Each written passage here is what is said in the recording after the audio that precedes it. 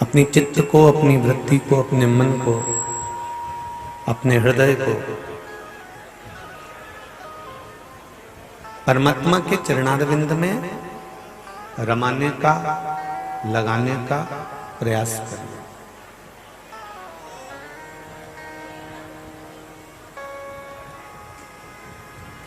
अपार जन समुदाय में आप लोग यहाँ पधारे हुए हैं, खूब लाखों की संख्या में आप लोग आए हैं। बस निवेदन इतना ही है कि आपकी चित्त, आपकी वृत्ति, आपका मन, आपका हृदय भगवान की शरणागति की ओर अग्रणी हो, भगवान के चरणों की ओर अग्रणी हो। और जब तक ये चित्त, ये मन, ये हृदय भगवान के श्री चरणों की ओर नहीं जाता, तब तक जीवन का कोई सुख हमें प्राप्त नहीं हो सकता। पहले भी कथा में कहा,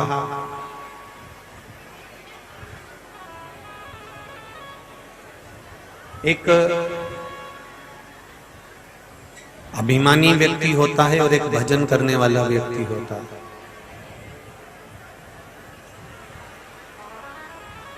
एक अभिमानी है और एक भजन करने वाला, स्मरण करने वाला। जब अभिमान से युक्त व्यक्ति, अभिमान से युक्त मनुष्य भगवान के पास चले तो जाता है, पर भगवान को प्राप्त नहीं कर पाता है, क्योंकि वो अभिमान से सना हुआ है, अभिमान से युक्त है। और एक वो व्यक्ति होता है जो भगवान की हर पल शरणागति को ग्रहण करना चाहता है, हर पल भगवान के चरणारविंद का रस तत्व ग्रहण करना चाहता है, और वो भटकता नहीं है, केवल परमात्मा के चरण को पाने का प्रयास करता है।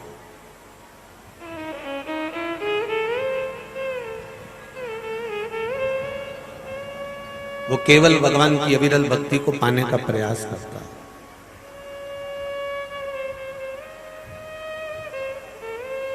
महाराज,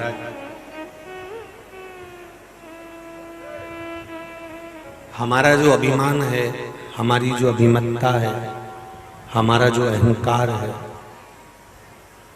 शिव महापुराण कथा कहती है वो परमात्मा की शरणागति कभी नहीं दे सकता।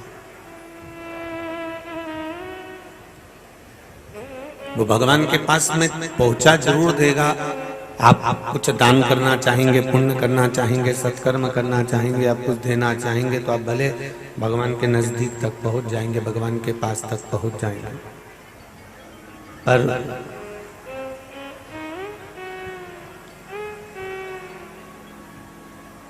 परमात्मा के नजदीक तक भले पहुंच गए, पर परमात्मा की शरणागति तक नहीं पहुंच पाए।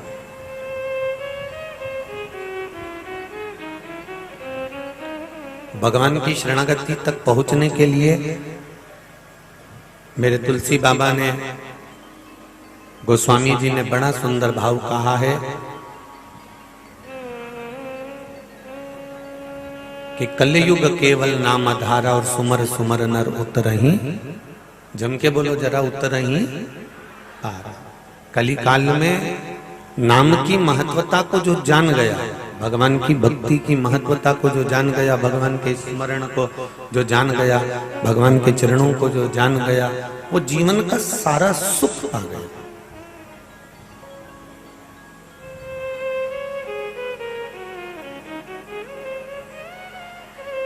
हमारी दृष्टि, हमारा चित्त, हमारा मन भगवान में हमें कैसे लेकर जाना है, उसकी शरणागति कैसे प्राप्त करना है, यह हमारे शास्त्र, हमारे वेद, हमारे पुराण, संत, ऋषि, ब्राह्मण जन, गुरुजन वर्णन करते रहे।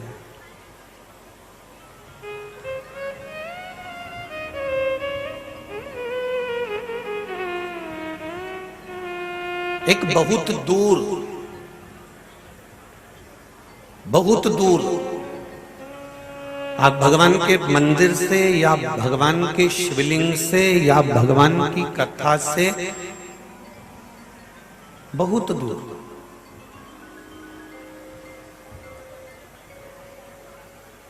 देखो,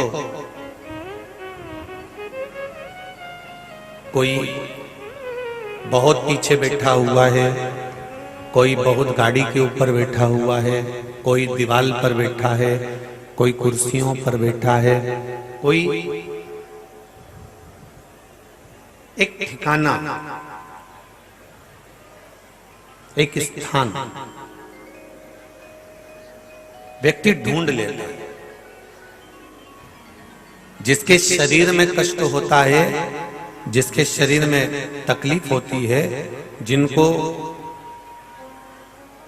थोड़ा भी कष्ट है, जिनको थोड़ी भी तकलीफ है, वो कोई कुर्सी, कोई ईंट, कोई पत्थर, कोई आसन, कोई जगह, कोई दीवार, कोई अलमारी, कोई टेबल, कोई कुर्सी, वो जिसको शरीर में कष्ट है और कथा में गया हुआ है, तो वो ईंट, पत्थर, कुर्सी, टेबल, दीवार, कुछ ना कुछ आसरा ढूंढ ही लेता है। बोलो सही है कि गलत है? ढूंढता है कि नहीं ढूंढता?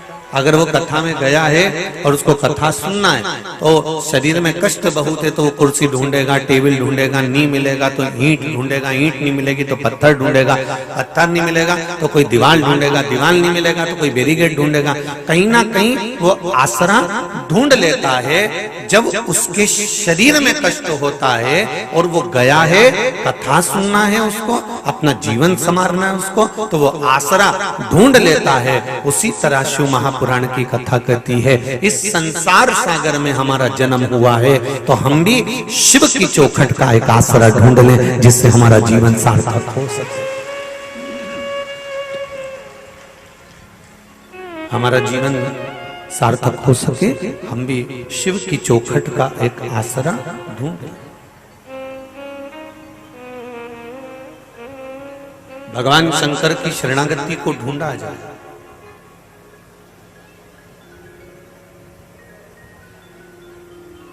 शंभु शरणे